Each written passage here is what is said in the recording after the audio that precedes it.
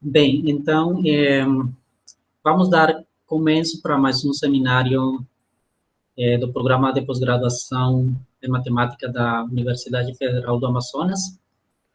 Hoje está conosco o professor Rodrigo Lucas Rodrigues, da Universidade Federal do Ceará, e ele vai compartilhar um pouco sobre a sua palestra intitulada Jordan, Metabelianidade em Anéis de Grupos. Por favor, Rodrigo, você Tá palavra. bem. Então, eu não vou ver ninguém, tá? Mas tudo bem, qualquer coisa você me avisa. Então, primeiramente, eu queria agradecer pelo convite, né? É a primeira vez que eu fui em Manaus, eu até anotei aqui, foi em 2019, quando teve um evento organizado pelo IMIUSP, junto com a UFAM. Nessa época eu ainda era aluno de doutorado, depois eu voltei em 2018, no primeiro workshop em Álgebra Manaus Belém, que o Elkin me convidou. E aí eu queria agradecer, né, pela hospitalidade dele e do German, que me recebeu muito bem. Aproveito para parabenizar por organizar uma palestra semanal no grupo de vocês, porque dá trabalho, né? Já organizei palestras, dá bastante trabalho manter.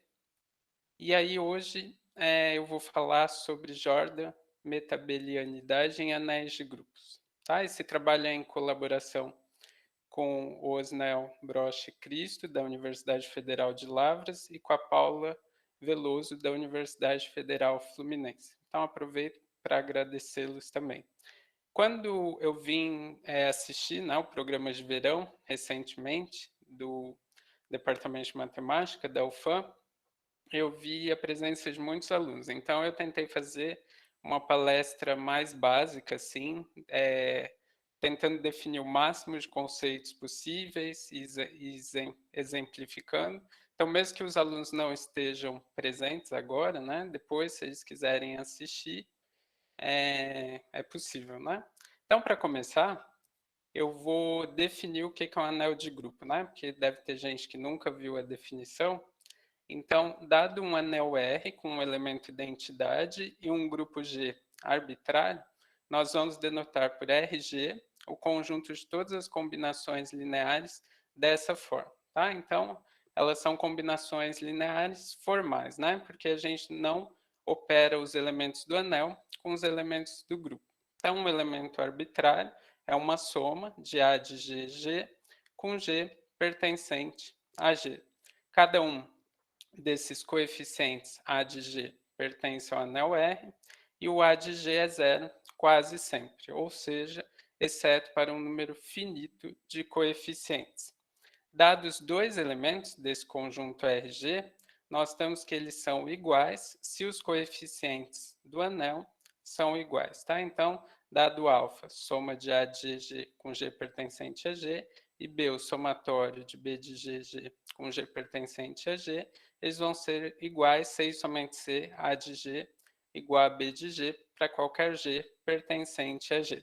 Como nós queremos definir um anel, eu vou introduzir duas operações neles, de maneira mais natural possível. Então, primeiro a gente vai definir a soma de elementos de R e G de modo natural, tá? Então, se a gente tem dois elementos, somatório de A de G com G pertencente a G e somatório de B de G com G pertencente a G, nós definimos a soma desses elementos desse modo aqui, somando os coeficientes do anel e fazendo o somatório, né, de G pertencente a G.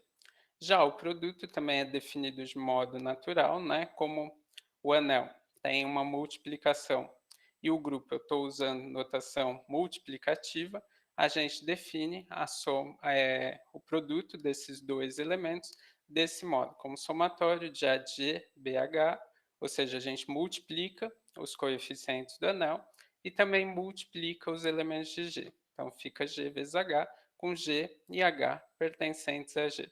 É possível provar que com essas duas operações, esse conjunto que nós estamos denotando por RG é um anel, e ele vai ser chamado anel de grupo de G sobre E, tá?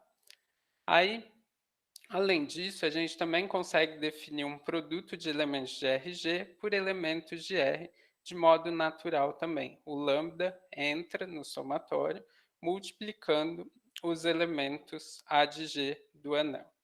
Com essa definição, né, desse produto de elementos de RG por elementos de R, nós temos que RG vai possuir uma estrutura de R modo, tá? Além disso, quando o anel for comutativo, R de G vai ser uma álgebra sobre E. Então, é comum também chamar o anel de grupo RG, no caso em que R for um anel comutativo, de álgebra de grupo de G sobre E. Para quem nunca viu essa definição, né, de anel de grupo, eu coloquei aqui um exemplo efetuando as operações, tá? Então, dado G, o grupo cíclico de ordem 3, que eu estou denotando com gerador G, né? Então ele é formado pelos elementos 1G e G quadrado, e considerando o anel, que na verdade é um corpo, né? O corpo dos números complexos, nós temos que um elemento arbitrário, né, do C, do corpo dos números complexos, né? C3 é dessa forma. Alguém quer perguntar alguma coisa? Não sei. Sim? Tá bom. Não sei. Sim? Bom, eu estou ouvindo sem muito problema, Deixa eu Dainara. falar Não para sei ela. se as outras pessoas têm esse problema também. Tá bom. Nossa, não sei o que é isso. Deixa eu só falar para ela que às vezes na minha aula eu faço isso e dá certo. Pelo menos comigo. Vamos ver se dá certo. Então aqui, se a gente considera, né, o anel ou álgebra de grupo do corpo dos números complexos sobre o grupo cíclico de ordem 3, nós temos que um elemento arbitrário é dessa forma, Z0 vezes Z01 mais Z1G mais Z2G quadrado, né? Lembrem que são combinações lineares formais, tá? A gente não opera o Z0 com 1, nem o Z1 com G, nem o Z2 com G quadrado, tá? E cada um desses elementos, Z0, Z1 e Z2, pertencem ao conjunto dos números complexos, tá? A gente pode pensar na descrição, né, de anel de grupo, se a gente considerar um elemento arbitrário, funciona de modo similar a de um anel de polinômios na variável G, tal que G ao cubo é igual ao elemento do grupo, tá? Então, por exemplo, se eu pegar um elemento qualquer, né, de um anel de polinômios na variável G, ele pode ser tal que o G ao cubo é igual ao elemento do grupo, neutro do grupo, igual a 1, nós temos que um elemento arbitrário é escrito dessa forma, né, como W01 mais W1G mais W2G quadrado, onde cada um desses números W0, W1 e W2 são números complexos, e aí a soma é feita do mesmo modo como em um anel de polinômios, né? A gente fica com Z0 mais W0, tá? 1 mais Z1 mais W1G mais Z2 mais W2G ao quadrado. Já o produto também funciona da mesma forma, tá? Se eu pegar os dois elementos, né, o alfa e o beta, aqui os que acompanham o 1 são os que têm coeficiente 0, módulo 3, né, porque o g ao cubo é igual a 1. Então, vejo aqui 0 mais 0 dá 0, módulo 3 é 0. 1 mais 2 dá 3, módulo 3 dá 0, e 2 mais 1 também dá 3, que módulo 3 é 0. Já os que vão acompanhar o G são os que têm módulo, são 1 módulo 3, né? 0 mais 1, 1, 1 mais 0, 1, e 2 mais 2, 4, módulo 3, igual a 1. E, finalmente, os que acompanham o G ao quadrado são aqueles que são 2 módulo 3, né? 0 mais 2, 2, 2 mais 0, 2, e 1 mais 1, 2, tá? Então, quem nunca viu um anel de grupo, pode pensar como essa caracterização, né? O anel de polinômios na variável G, que no nosso caso, como a gente considerou o grupo cíclico de ordem 3, o G ao cubo é igual ao elemento neutro do grupo. Agora, a gente vai querer introduzir uma involução no anel de grupo RG, tá? Então, rapidamente, eu relembrei a definição de involução de grupo, tá? Então, se você tem um grupo G, uma aplicação φ de G em G vai ser chamada de involução de G, se φ de G vezes H é igual a φ de H vezes φ de G, ou seja, ela é um anti-homomorfismo, e além disso, se quando você calcula φ ao quadrado de G, dá o próprio G, tá? Ou seja, φ ao quadrado é igual à identidade. De modo similar, né, a gente pode definir uma involução em um anel, tá? Que aqui eu vou denotar por πc, e πc vai ser chamado de involução de R, né? É uma aplicação de R em R que satisfaz essas três igualdades, tá? Ela é aditiva, né? πc de R mais S é igual a πc de R mais πc de S. Ela é anti-homomorfismo, né? πc de R vezes S é igual a πc de S vezes o πc de R. E, além disso, o quadrado aplicado em qualquer elemento, né, dá o próprio elemento, ou seja, πc ao quadrado é igual à identidade. Um dos principais exemplos de involução de grupo é essa daqui, a que leva o G no inverso de G, tá? E essa involução costuma ser chamada de involução clássica, ou outros autores chamam de natural ou canônica.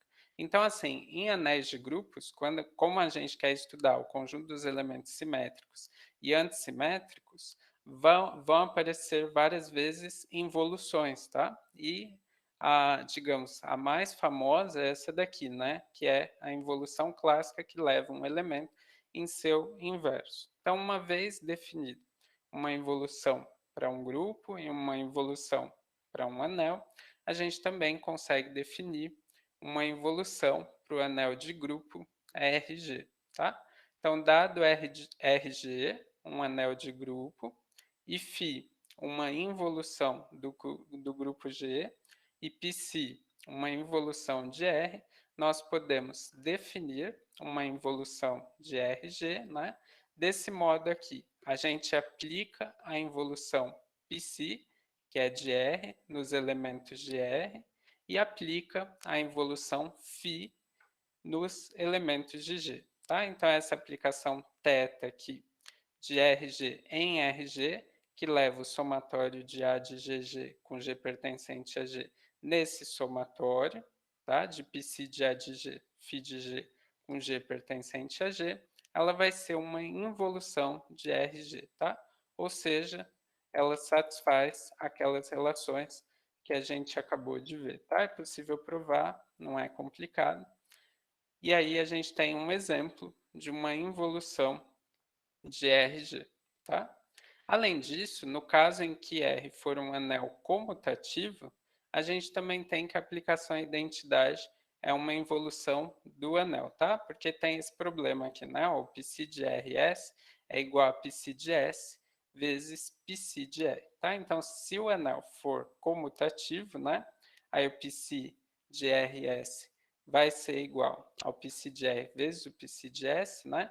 A aplicação identidade também vai ser uma involução do anel, e nós temos neste caso que, considerando a πc como a aplicação identidade, essa involução θ, definida em um elemento arbitrário de RG desse modo, aplicando φ nos elementos de G, né? E nos elementos do anel a gente aplica a identidade, ela vai ser chamada de involução induzida de RG pela involução φ de G.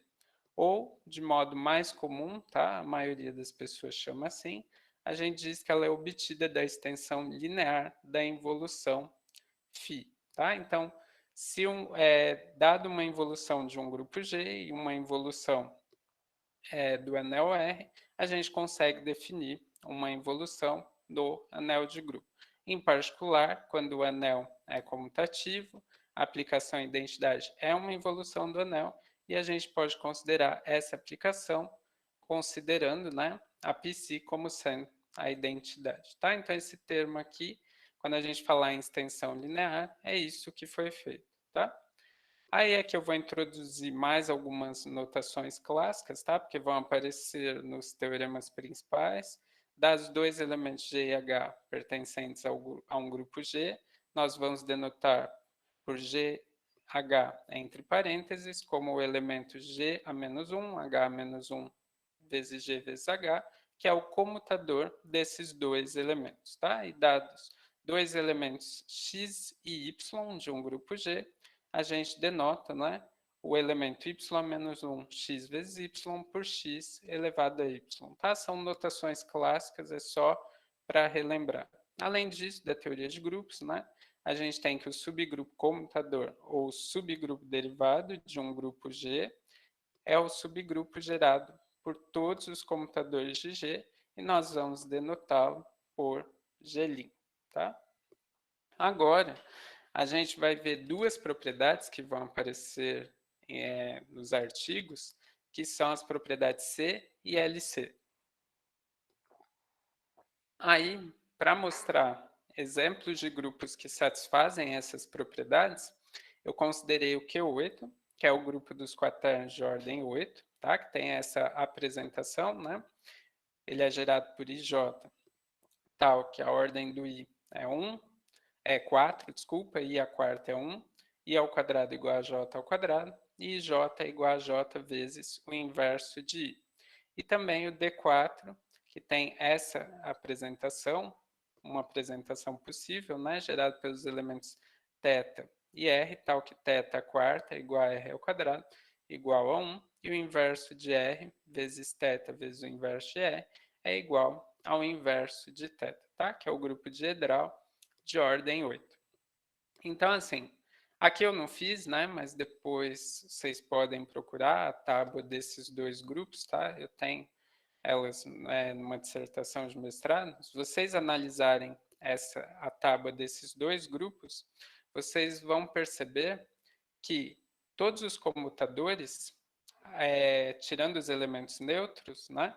São respectivamente I quadrado no Q8 e θ ao quadrado no D4, usando aquela notação que eu acabei de introduzir, tá? Então, a gente tem que o subgrupo derivado do Q8 é formado pelos elementos 1 e I ao quadrado, né? Que eu estou denotando por 1 o elemento neutro do Q8, e o subgrupo derivado do D4 é formado pelos elementos 1 e θ ao quadrado, tá? Esses grupos vão receber um nome especial, tá? Porque eles vão satisfazer essa propriedade aqui, né? Ó, dado um grupo não abeliano G, nós dizemos que ele possui um único comutador não trivial S, se para quaisquer G e H pertencentes a G, tais que G e H não comutam, né? Porque se eles comutassem, o comutador deles seria igual a 1, vale isso daqui, né? O comutador de G por H é igual a S, tá? E dado um grupo não abeliano G, nós vamos dizer que ele possui a propriedade C, ou é um grupo C, se para quaisquer três elementos, G, H e K, pertencentes ao grupo G, tais que o comutador de G por H é diferente do trivial, né? Diferente do elemento neutro, e o comutador de G por K também é diferente do elemento neutro do grupo, vale a seguinte igualdade: comutador de G por H é igual ao comutador de G por K, tá? Aqui tem uma caracterização simples, tá? De um grupo com a propriedade C. Um grupo G tem essa propriedade C, né? C e somente C, ele possui um único comutador não trivial. Então, analisando as tábuas desses dois grupos, né, Q8 e D4, eles são exemplos de grupos que satisfazem a propriedade C. Tá? Aí outra propriedade que também vai ser importante, que aparece nos artigos, tá? É a propriedade LC. Então, se a gente examinar a tábua desses dois grupos, do Q8 e do D4, tá? A gente pode notar que em ambas, para quaisquer elementos G e H, tais que G comuta com H, vale a seguinte propriedade: o G é central, ou o H é central, ou G vezes H é central. Ou seja, G comuta com todos os elementos, ou H comuta com todos os elementos, ou G vezes H comuta com todos os elementos, tá? Um grupo não abeliano tem essa propriedade, tá? Da comutatividade limitada, ou do inglês, né? Por isso que vai receber esse nome de LC, tá? Por causa da expressão em inglês, se dados quaisquer dois elementos G e H pertencentes ao grupo, dois elementos que comutam, tá? GH igual a HG, valer uma dessas propriedades, né? G pertence ao centro, ou H pertence ao centro do grupo, ou o produto deles pertence ao centro do grupo. Então, esses dois grupos, novamente, são exemplos de grupos que satisfazem essa propriedade, tá? Se vocês analisarem a tábua do Q8 e do D4, vocês vão ver que satisfaz essa propriedade aqui e também a propriedade C, tá? Aí aqui eu só coloquei de curiosidade, né, que essas duas propriedades não são equivalentes, então existem grupos que são C que não satisfazem a propriedade LC e também existem grupos que satisfazem a propriedade LC, mas não satisfazem a propriedade C, tá? Aqui tem um exemplo dado o grupo G com essa apresentação, né, gerado pelos elementos 2, 3, 9 e 17, tal que o 2 ao quadrado igual a 3 a quarta igual a 9 ao quadrado igual a 1, 17 ao quadrado igual a 3 ao quadrado, e 2 vezes 9 igual a 9 vezes 3 ao quadrado vezes 2, 3 vezes 9 igual a 9 vezes o inverso de 3, e 2 vezes 17 igual a 17 vezes 3 ao quadrado vezes 2. Esse grupo, com essa apresentação, é possível provar que o único comutador não trivial que ele possui é o 5, tá? Então, ele é um exemplo de grupo C, porque ele possui um único comutador não trivial. Porém, o centro dele é formado pelos elementos 1 e 5. Mas, quando a gente multiplica 32 por 27, ou 27 por 32, o resultado é 2, tá? Vejam que 32 não pertence ao centro, 27 também não pertence ao centro, e o produto dos dois, o 2, também não pertence ao centro, tá? Então, esse grupo aqui é um exemplo de grupo que satisfaz a propriedade C, mas que não é um grupo LC, tá? Aqui eu coloquei outro exemplo, né? Dado esse grupo G, gerado pelos elementos x1, x2 e x3, tal que xi elevado à quarta é igual ao comutador de xi ao quadrado por xj, que é igual ao comutador do comutador de xi por xj por xk, que é igual a 1, onde aqui nós estamos considerando i, j e k distintos, é possível provar que esse grupo é um grupo LC. Porém, ele não vai ser um grupo C, porque ele possui três comutadores não triviais. O comutador x1 por x2, o comutador x1 por x3 e o comutador de x2 por x3, tá? Quando um grupo satisfaz essas duas propriedades, C e LC, nós vamos dizer que ele é um grupo SLC, tá? Então, um grupo não abeliano G, ele é chamado de SLC, ou grupo SLC, se ele é ao mesmo tempo um grupo C e um grupo LC. Esses dois exemplos que eu introduzi nos slides anteriores são exemplos de grupos SLC, tá?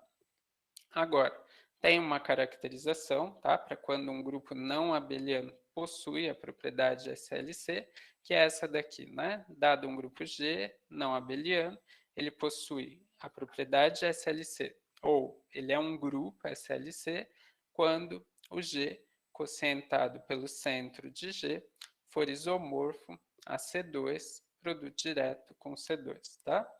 E também tem uma caracterização envolvendo involuções. Quando a gente tem um grupo não abeliano G, que possui uma involução, que aqui eu estou denotando por asterisco, tá? Tal que H menos 1 vezes G vezes H é igual a G, ou é igual à involução de G para quaisquer elementos pertencentes ao grupo, tá? Isso daqui vale C e somente C, G é um grupo SLC, tá? Então, é uma caracterização de um grupo não abeliano que satisfaz a propriedade LC quando esse grupo, quando a gente considera, né, o grupo com uma involução, tá? Para tal grupo, essa involução vai ser definida desse modo aqui. A involução de G é o próprio G, quando G pertence ao centro, e a involução de G é igual a S vezes G, quando G não pertence ao centro, tá? E aqui S é o único comutador não trivial de G, tá? Porque como ele é um grupo C, ele possui um único comutador não trivial, tá? Agora sim, indo mais em direção, né, do tema da palestra, primeiro eu fiz uma relação com anéis de Lie e depois eu vou para o tema principal, que são os anéis de Jordan, tá? Então, o colchete de Lie sobre um anel associativo é esse comutador, né, que a gente denota desse jeito. Comutador XY igual a XY menos YX, tá? De elementos X e Y pertencentes ao anel L. Se a gente considera um anel L, né, com a soma já fixada, né, e troca o produto pelo colchete de Lie, a gente consegue provar que esse novo anel, construído dessa forma, é um anel de Lie, tá? Porque ele satisfaz essas duas propriedades, né? O comutador de x por x é x vezes x menos x vezes x, que é igual a zero, tá? E além disso, satisfaz a identidade de Jacob, né? O comutador de... Quem quer lembrar dessa identidade, né, pode pensar assim, ó, primeiro a gente começa por x, né, aí faz o comutador de x por y e depois por z, que é esse termo, depois a gente começa por y, faz o comutador de y por z e depois por x, que é esse termo, e finalmente a gente começa pelo comutador, pelo elemento z, né, faz o comutador de z por x e depois faz o comutador desse elemento por y, tá? Então, esse diagrama ajuda a lembrar da identidade de Jacob, né? Agora, a gente vai dizer que este anel ele é lineopotente se quando a gente vai operando os elementos usando comutadores, tá? Com essa distribuição aqui de colchetes, qualquer produto dessa forma for igual a zero, tá? Então, ele é nilpotente de índice 2, se o comutador de x1 por x2 igual a zero para quaisquer elementos x1 e x2. Nilpotente de índice 3, se o comutador do comutador de x1 por x2 por x3 for igual a zero, e assim por diante, se a gente continuar considerando esse produto, né, de comutadores, se esse produto envolvendo n elementos for igual a zero, para qualquer escolha de elementos, tá? Com essa distribuição de colchetes, tá? E, além disso, ele vai ser chamado de Lie meta-abeliano, tá? No caso em que o comutador do comutador de x1 por x2 pelo comutador de x3 por x4 for igual a zero para quaisquer escolhas de elementos x1, x2, x3 e x4, tá?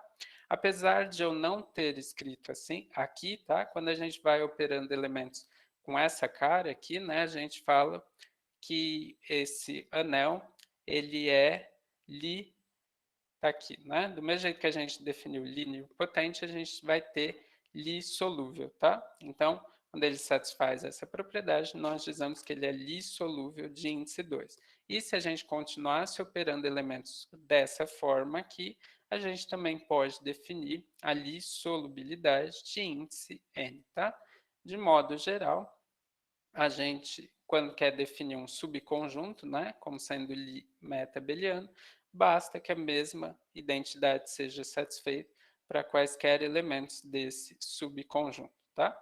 Então, assim, o caso Lie meta-abeliano e Lie nilpotente foi bastante estudado, tá? Principalmente o caso Lie nilpotente, tem muitos artigos sobre o assunto, tá? De Lie meta-abeliano ou Lie solúvel tem menos artigos. E agora eu vou fazer a relação com os anéis de Jordan no próximo slide, tá? Mas antes disso, eu coloquei aqui que se a gente considera uma involução sobre L, tá? Que a gente já definiu, né? Involução sobre um anel. Então, o conjunto dos elementos antissimétricos, ele também vai ser fechado pelo colchete de Lie, tá? Lembra, um elemento é antissimétrico, se quando você aplica a involução nele, o resultado é igual a menos ele, tá? Então, se a gente considerar dois elementos antissimétricos e calcular a involução do comutador, tá? Vai acontecer que o resultado vai ser menos o comutador, tá? Que eu fiz rapidamente, né? O comutador é AB menos BA, aí aplica como a involução é aditiva, isso daqui vai ficar o comutador primeiro menos o comutador segundo, aí como é anti-homomorfismo, inverte, né, a ordem dos elementos, tá? E aí aplicando a involução, a gente fica com B vezes A menos A vezes B, que é menos o comutador de A por B, tá? Então, a gente tem que este conjunto aqui, o conjunto dos elementos antissimétricos, vai ser um exemplo de um anel de Lie, tá? Então, vão surgir várias questões, né? Quando que um anel é líniopotente, quando que o conjunto dos elementos antissimétricos é líniopotente, quando que a lineopotência do conjunto dos antissimétricos implica a lineopotência do anel todo, né? É importante a gente saber se uma propriedade válida para um subconjunto só se implica que a mesma propriedade vai ser válida para o conjunto todo, tá? E aí, as questões que eu estou mais interessado, né, vão ser essas daqui, né? Só que no caso de Jordan, tá? Então a gente também pode pensar quando o L é Lie metabeliano e quando o conjunto dos antissimétricos do anel também é Lie metabeliano, tá? Então todas essas questões já foram estudadas, como eu comentei, tá? No caso de um anel de grupo G sobre um anel comutativo R, tá? E onde se considera, né, como a gente está pegando o conjunto dos elementos antissimétricos, a gente precisa de uma involução, tá? E aqui, em geral, começa-se pela involução clássica, depois estende-se ela linearmente para alguma involução do grupo, tá? Fazendo a mesma relação, né, para os anéis de Jordan, a gente tem que o produto de Jordan em um anel associativo é definido desse modo aqui, tá? X bolinha y igual a xy mais yx, aí é possível verificar, vocês podem fazer as contas, que esse anel é um anel de Jordan, tá? Porque ele é comutativo com esse produto, x bolinha y igual a y bolinha x, e satisfaz essa propriedade aqui, né? O associador x quadrado e yx é igual a zero para quaisquer x, y e x pertencentes ao anel, tá? Como eu não defini associador, né? É o mesmo que está escrito aqui, tá? Se você opera x com x, depois, ou seja, como se fosse o x ao quadrado, né? Depois com y e depois com x, você pode trocar a distribuição dos parênteses que vai dar o mesmo resultado, tá? O produto de Jordan, x por x, com y por x, vai ser igual a este, tá? Do mesmo modo que a gente definiu anel Lie nilpotente, a gente pode definir Jordan nilpotente, tá? Quando a gente trocar o colchete de Lie pelo produto de Jordan, tá? Então ele vai ser Jordan nilpotente de índice 2, se x1 bolinha x2 for igual a zero, Jordan nilpotente de índice 3, quando a gente opera desse jeito aqui, né? x1 bolinha x2 por bolinha x3 for igual a zero, e aí a gente pode estender a definição para nilpotente de índice n, quando a gente operar n elementos com essa distribuição de parênteses, tá? Aí, do mesmo modo que a gente definiu Lie metabeliano, a gente pode definir Jordan metabeliano, tá?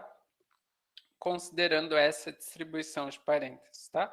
Que é o mesmo que Jordan solúvel de índice 2. Então, o produto de Jordan de x1 por x2, aqui o produto de Jordan de x3 por x4, e aí a gente faz o produto de Jordan entre os dois resultados, tem que ser zero para quaisquer escolhas de elementos, tá? E do mesmo modo, a gente pode definir um subconjunto, como sendo Jordan metabeliano, se essa identidade for satisfeita para quaisquer elementos do subconjunto, tá? E aí, novamente, eu coloquei perguntas, né, que vão surgir, tá? Mas antes, eu introduzi o conjunto dos elementos simétricos, tá? Que eu vou denotar por J com um sinal de mais, que vai ser formado por esses elementos aqui. Quando a gente aplica a involução neles, o resultado dá eles mesmos, tá? Então, se a gente considera dois elementos simétricos e calcula a involução de AB mais BA, como é anti-homomorfismo, isso daqui é a involução de B vezes a involução de A, mais a involução de A vezes a involução de B, tá?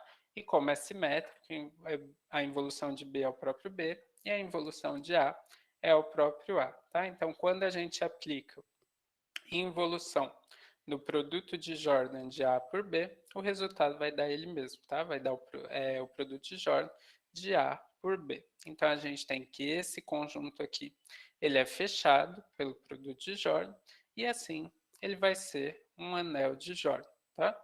E aí a gente pode considerar as mesmas questões que a gente considerou para o caso de Lie, tá? Pode pensar quando que o anel é Jordan nilpotente, tá? Tem um artigo recente do César Polsino com o professor Guder, tá? Onde ele estuda Jordan nilpotência de um anel de grupo e também dos elementos simétricos, tá? Além disso, a gente também pode pensar, né, se a Jordan nilpotência só dos elementos simétricos vai implicar ou não a Jordan nilpotência do anel todo, tá? Agora, finalmente, né, eu estou interessado, tá, em determinar condições necessárias e suficientes para quando um anel será Jordan metabeliano, tá? Lembrem que é com aquela distribuição de parênteses, tá? A gente opera desse jeito. Então, aqui eu coloquei, né, que esses problemas também têm sido estudados para um anel de grupo, tá?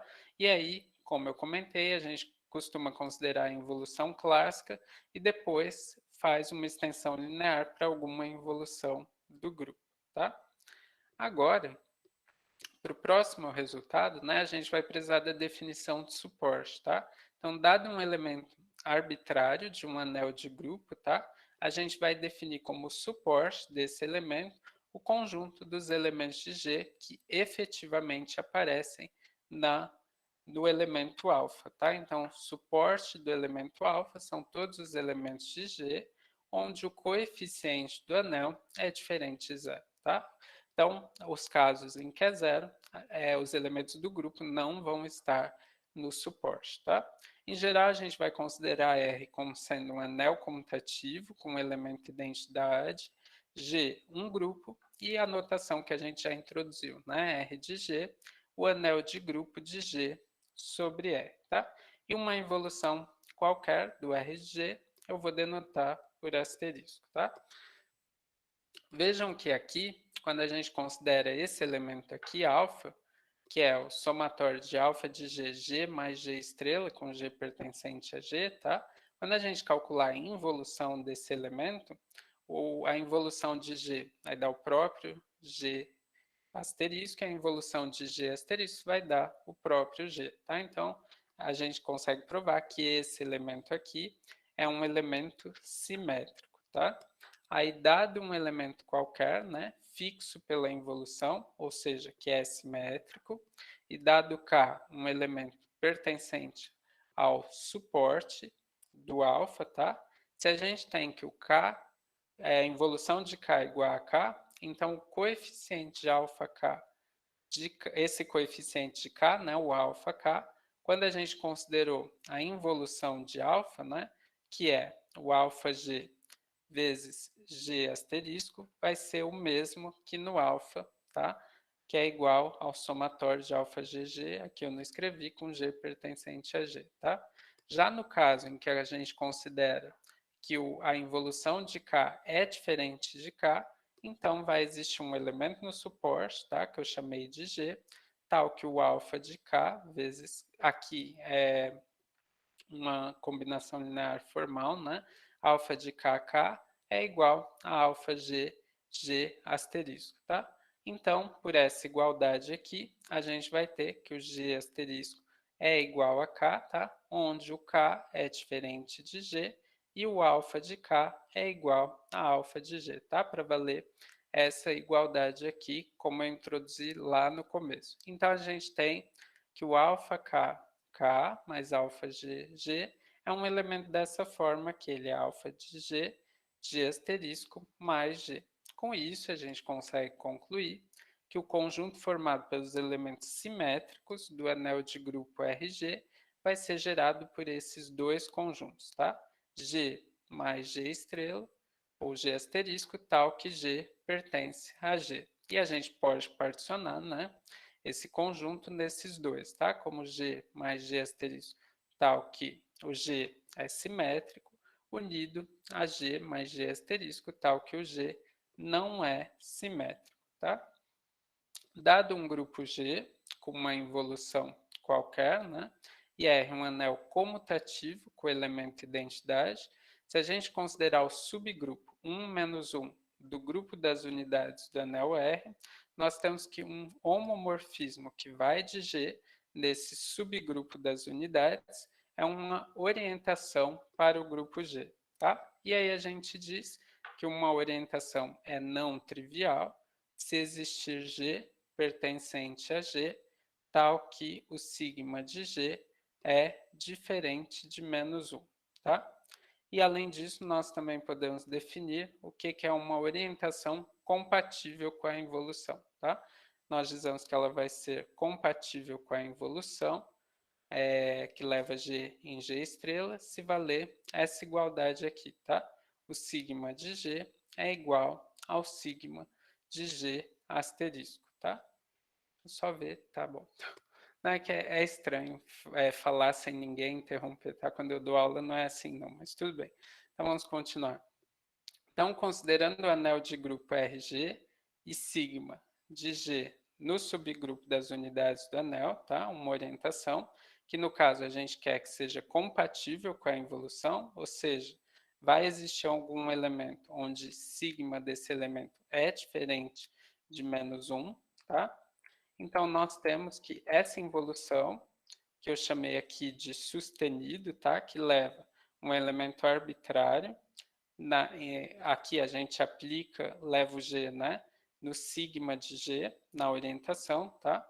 E leva o G em G asterisco, ou seja, está levando o G no sigma de G vezes G asterisco e está mantendo o alfa de G, tá?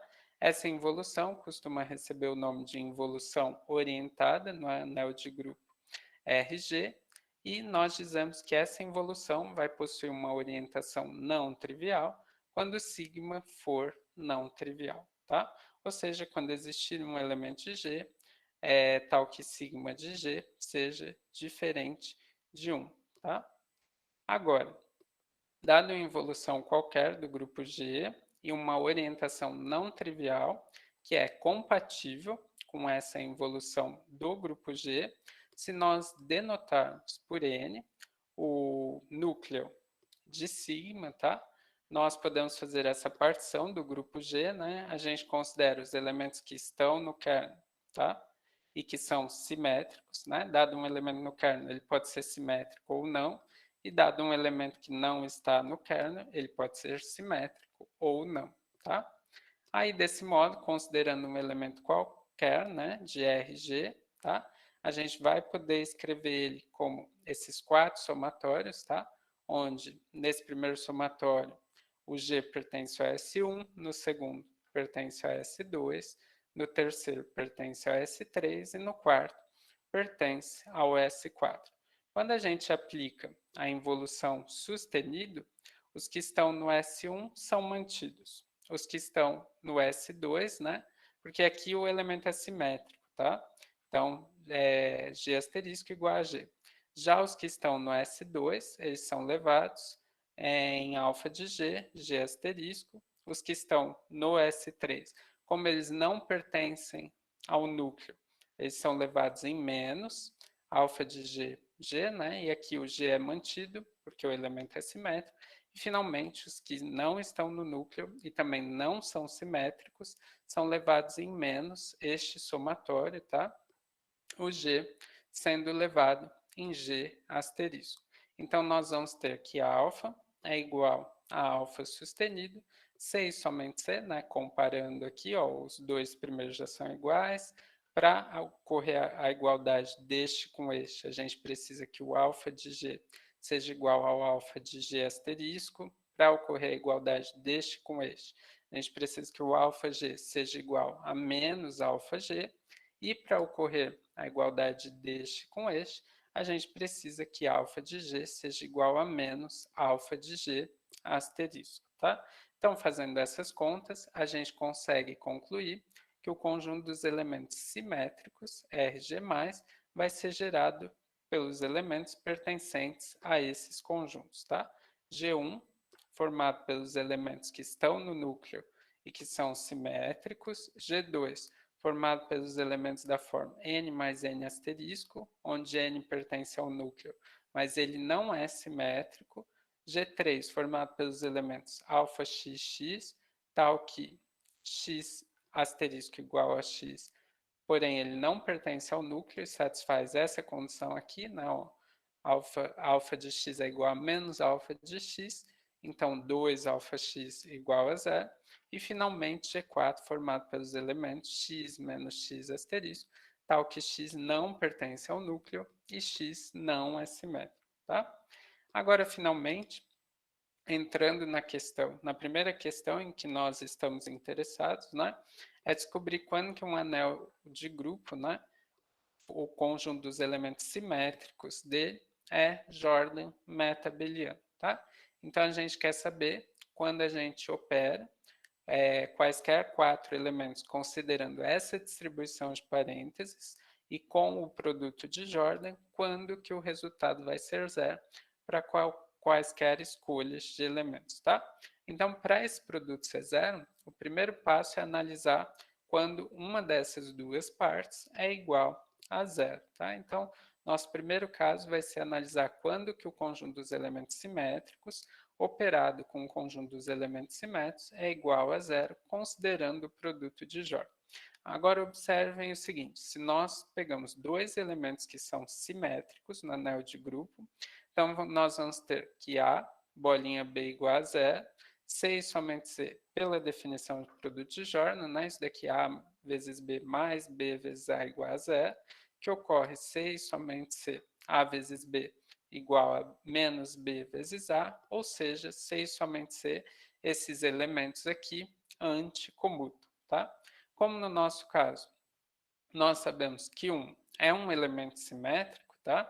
E além disso, quando a gente opera 1 com um produto de Jordan, vai ser 1 vezes 1 mais 1 vezes 1, que é igual a 2, nós vamos ter que o conjunto dos elementos simétricos, operado com o conjunto dos elementos simétricos com o produto de Jordan, vai ser, sendo igual a zero, né, vai implicar que esse 2 é igual a zero. Ou seja, a característica do anel é igual a 2, tá? Quando a gente tem característica 2, a gente tem, né, que 1 igual a menos 1, então a gente tem que o conjunto dos elementos simétricos coincide com o conjunto dos elementos antissimétricos, tá? E o produto de Jordan e o colchete de Lie também coincidem, tá? Esse caso de característica 2 foi estudado pelo Jaspers e pelo Ruiz e foi publicado em 2006 nesse artigo aqui, tá? Na Communications in Algebra, e diz o seguinte, se você tem um anel R comutativo com característica 2 e G um grupo não abeliano com uma involução arbitrária, tá? Se existir um G pertencente a G, tal que G ao quadrado não é simétrico, tá? Porque esse artigo está usando essa notação para o conjunto dos elementos simétricos em relação à involução φ, tá?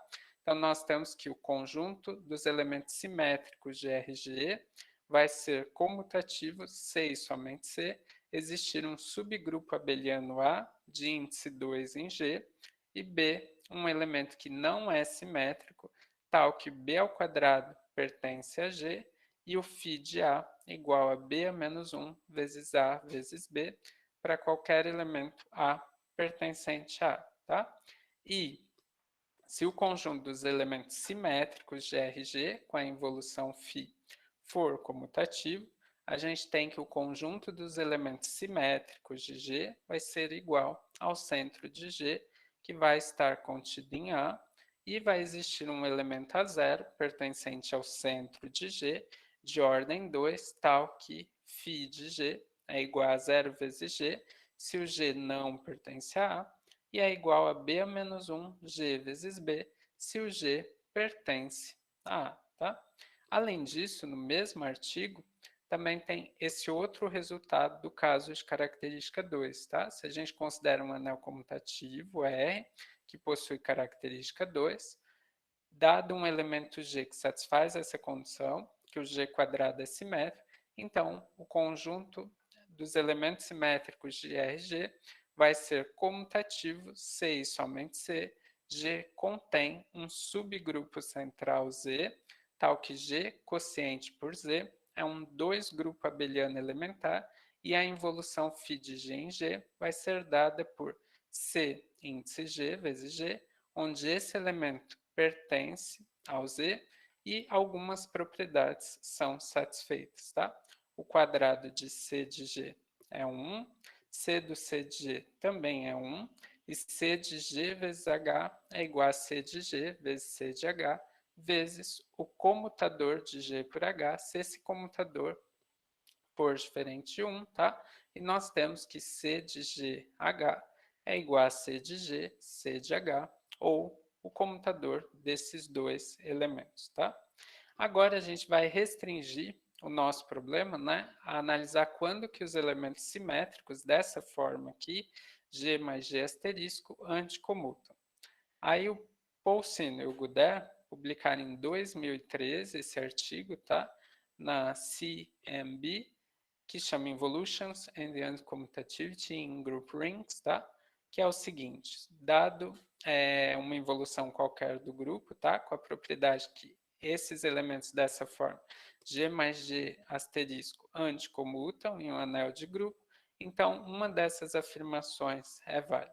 Ou a característica do anel é 2, ou a característica do anel é 4, e G comuta com G asterisco, e além disso, o quadrado de G é igual ao quadrado de G asterisco para todo G pertencente a G, ou a característica do anel é 8, o grupo é abeliano, e além disso, G é um elemento simétrico, tá?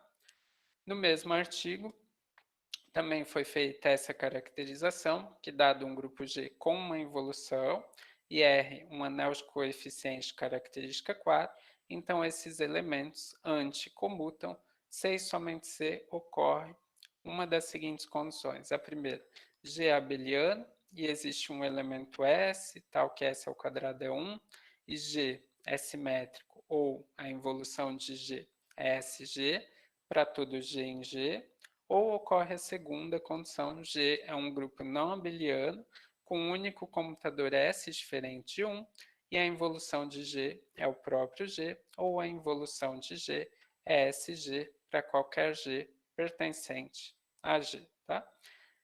No nosso caso, né, como a gente quer estudar quando o conjunto dos elementos simétricos é Jordan meta-abeliano, tá? Em particular, como 1 é um elemento simétrico, a gente tem que 1 operado com 1 dessa forma e depois opera com ele mesmo, vai ser igual a zero. Tá? Efetuando esse cálculo, nós vamos ter 2 vezes 2 mais 2 vezes 2, que é igual a 8, então 8 vai ser igual a zero, e assim a característica do anel vai ser 2, 4 ou 8. Tá? Aí nós provamos que dado um anel comutativo com identidade e G um grupo com involução orientada, tá? Se a característica do anel for 8, então o RG+, é Jordan meta-abeliano, se e somente se G é um dos grupos que eu descrevi naqueles dois teoremas de Jaspers e Ruiz, tá? Que eram esses dois teoremas aqui, o 3.3 e o 3.5, tá? Então, nesse caso, os grupos vão ser um desses que estão descritos nesses dois teoremas, tá? Outra pergunta natural a ser feita é quando que o conjunto dos elementos antissimétricos é Jordan meta-abeliano, tá? Então aqui no nosso caso, tá? A gente vai considerar uma involução arbitrária, vai estender ela linearmente a involução de RG, tá? E aqui eu vou determinar um conjunto de geradores para o conjunto dos elementos antissimétricos, tá? Então, se a gente tem que alfa asterisco é igual a menos alfa, tá? Fazendo essa igualdade, né, em anéis de grupos, tá? Para um elemento qualquer do suporte, né, porque a gente só está interessado nos que efetivamente aparecem na expressão, a gente tem duas possibilidades, né? Ou o K estrela é o próprio K, ou ele é diferente de K, tá? Quando ele é o próprio K, o coeficiente de K vai ser menos o somatório de alfa GG, tá? Que é menos alfa K, tá? Ou seja, o coeficiente de K nesse somatório vai ser menos alfa K, tá?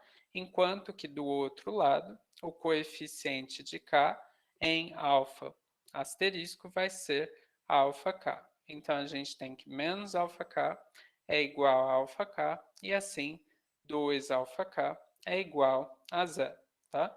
Que vai ser uma parte do conjunto gerador.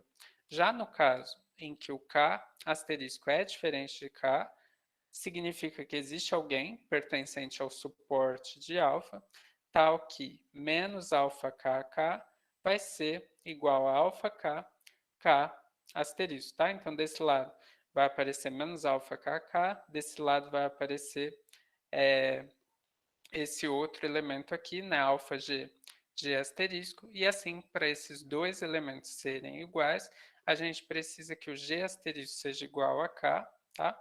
Que é equivalente a G ser igual a K asterisco, tal que o K seja diferente de G, e além disso, pela igualdade de anéis de grupos, né, menos alfa K é igual a alfa G, ou alfa K igual a menos alfa G, tá? Então, quando a gente considera um elemento da forma alfa K mais alfa GG, né? Efetuando essas substituições, ele pode ser escrito como menos alfa G, G asterisco, mais alfa G, G, tá? E colocando alfa G aqui em evidência, a gente tem que alfa G é igual a G menos G asterisco.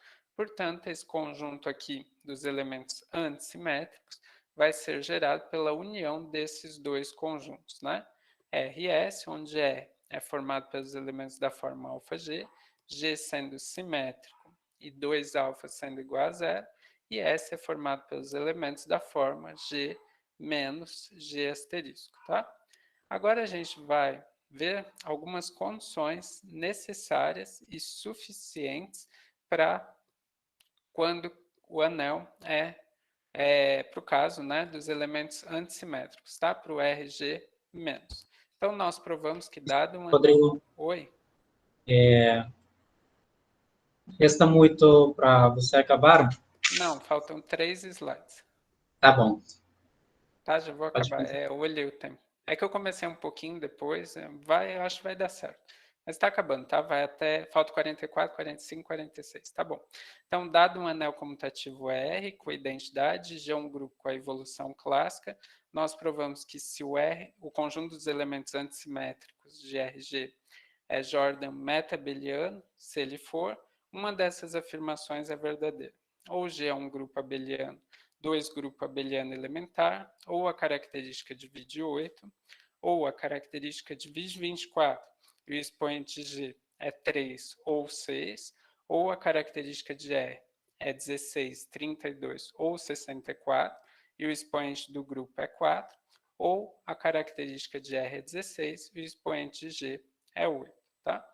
Agora, finalmente, para introduzir o último resultado, eu coloquei aqui algumas notações, tá?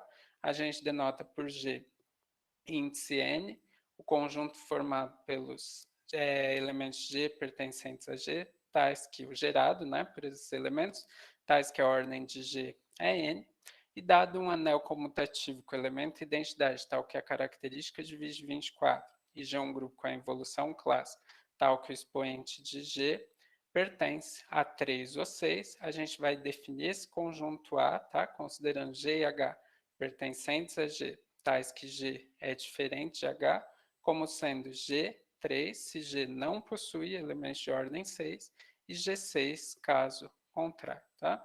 Supondo que o conjunto dos elementos antissimétricos seja Jordan metabeliano, então a gente provou o seguinte, que G possui um subgrupo de ordem 3, se a ordem de G for igual à ordem de H, for igual a 6, então G comuta com H, e se a ordem de G é 3 ou 6 e a ordem de H é 2, então nós temos, né, que esse elemento aqui é G ou G a menos 1, e no último caso, tá? Quando ele é G a menos 1, o gerado por GH é isomorfo ao S3 ou ao S3 produto direto com C2, tá? Em particular, se a ordem de G for 3 e o H pertence ao G sem o A, tá? Onde já é aquele subgrupo que eu introduzi no slide anterior, tá? Então a gente tem essa igualdade aqui, e o índice de A em G é igual a 1 ou igual a 2, tá? E, finalmente, tem as condições suficientes, tá bom? Aí a gente introduz essa notação, G elevado a N, que é o gerado pelos elementos da forma G elevado a N, tá? E aí a gente provou que se a característica de R divide 64 e o G ao quadrado é isomorfo a C2, então o RG menos é Jordan metabeliano. Se a característica de R divide 32 e o G quadrado é isomorfo ao produto direto C2 por C2, o conjunto dos elementos antissimétricos também é Jordan metabeliano. E se a característica de R divide 24, o expoente é 3 ou 6 e o G é um desses grupos, tá? C3 produto direto por E, onde E é esse subgrupo elementar, tá? Ou S3 produto direto com E, então RG- também é Jordan metabeliano, tá? Aí, para acabar, eu coloquei uma foto de Fortaleza, tá? Para quem não conhece ainda, né? Pode visitar. E acho que era isso, tá? Então, obrigado por vocês terem assistido. Tá bom, então, muito obrigado, Rodrigo, pela sua palestra. Vamos agora abrir, então, o microfone para as perguntas das pessoas. Então, se alguém tem alguma pergunta aí, por favor, se manifeste. Só abrir o microfone para ele.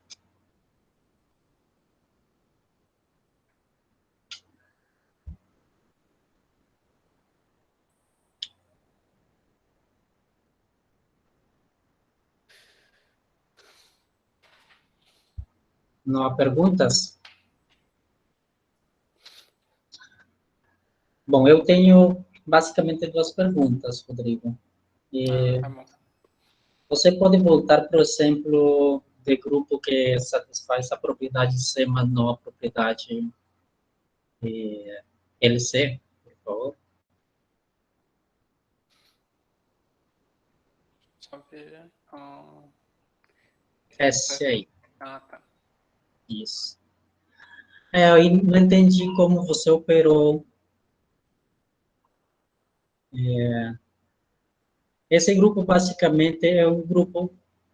Você pode olhar como um grupo gerado por quatro indeterminadas com essas relações aí. Seria o mesmo?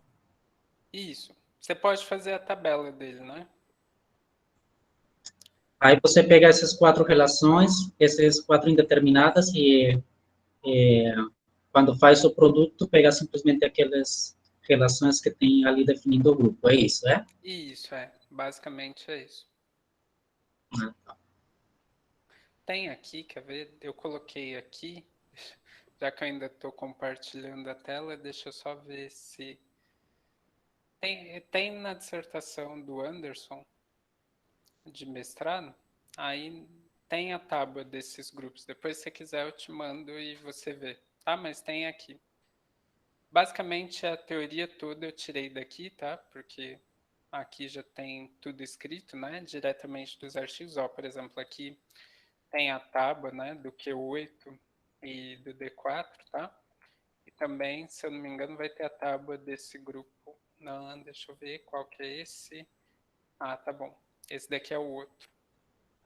Isso, esse daqui é o que vem depois. Tá. Eu Mas acho que basicamente é isso, né? isso.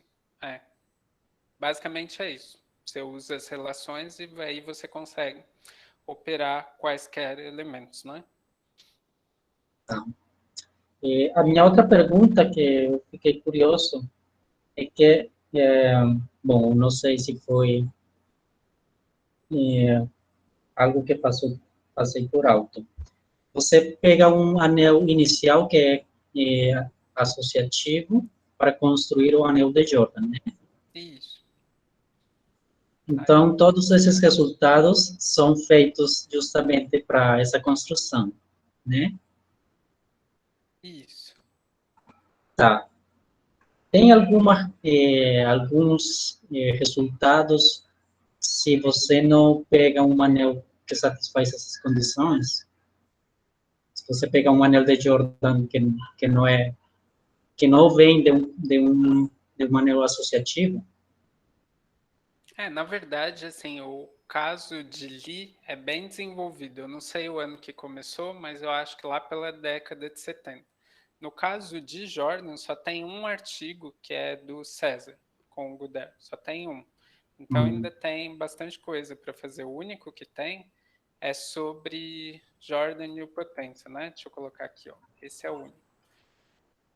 Ah, ok. Porque no Então, caso de Lie, se é possível encontrar uma álgebra associativa que é da álgebra de Lie, né? Mas essa propriedade nas álgebras de Jordan é perdida. sim. Então, assim, essa sua resposta ninguém deve saber ainda, porque basicamente o único artigo que tem é esse daqui, ó, Jordan, e o potência de Jordan em anéis de grupos, que é esse daqui.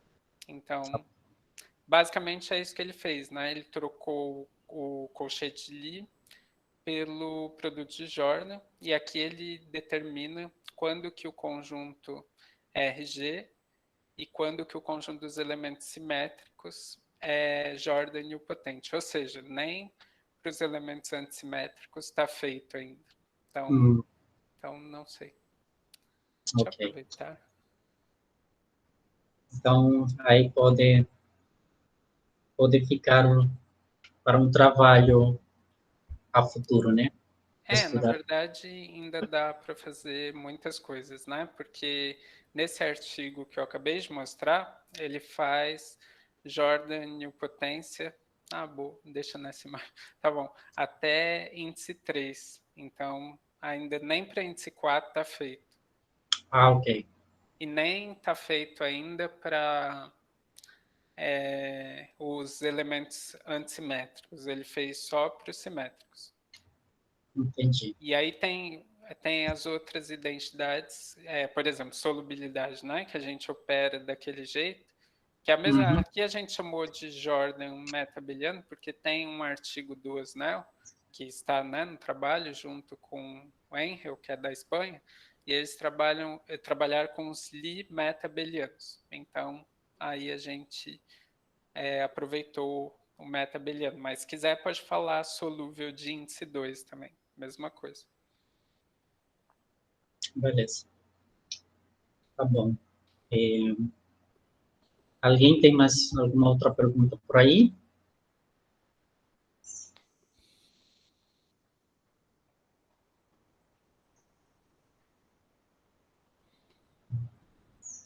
Bom, no chat não tem perguntas, né?